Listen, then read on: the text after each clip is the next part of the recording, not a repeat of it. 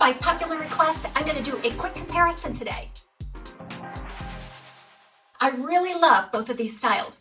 Both of them are featuring mid to long lengths. The curl pattern is only slightly different, and they share an identical cap. You can find these at Wig Studio One. If you drop below this video and expand the description box, I'll attach a direct product link for each one of these. If you locate the link and click on it, it'll take you out to the site. You can see all of the colors and the pricing on these styles. If you have any questions, please reach out to support@wigstudio1.com. So I have most recently reviewed this Big Spender style. I absolutely love it. I love how I was able to get it to lay around the face. So that front piece is about 10 inches.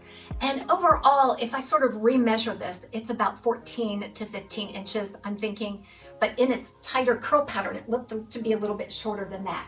Now this one has a lot of big wave in the middle and then some straight ends. This is very on trend right now. Features a lace front and full monofilament top that is identical to the Wavy Day. So I'm back wearing that Wavy Day in RL 1222 SS.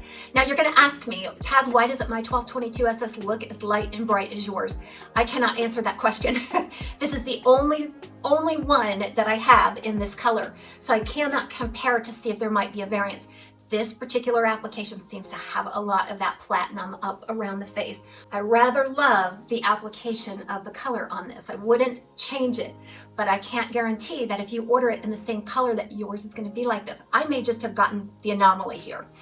But this is about the style comparison, right? So the front piece on this one is about 11.5 inches and overall right around 16. And the curl pattern is different.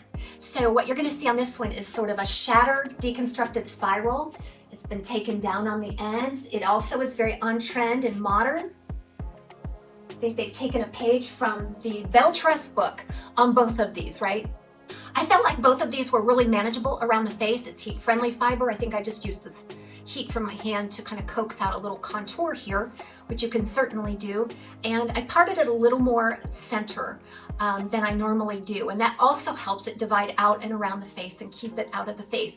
The Big Spender, I used a little bit of a hair dryer, if you remember my review, to build in some contour, and then it laid beautifully around the face. In fact, if you wanted to use these as sister styles, I think you would have great luck and love and adore both of them. If you haven't already, go ahead and like this video and subscribe to the channel so that I can continue to bring you these free resources. Everybody have a great day. We'll see you again real soon.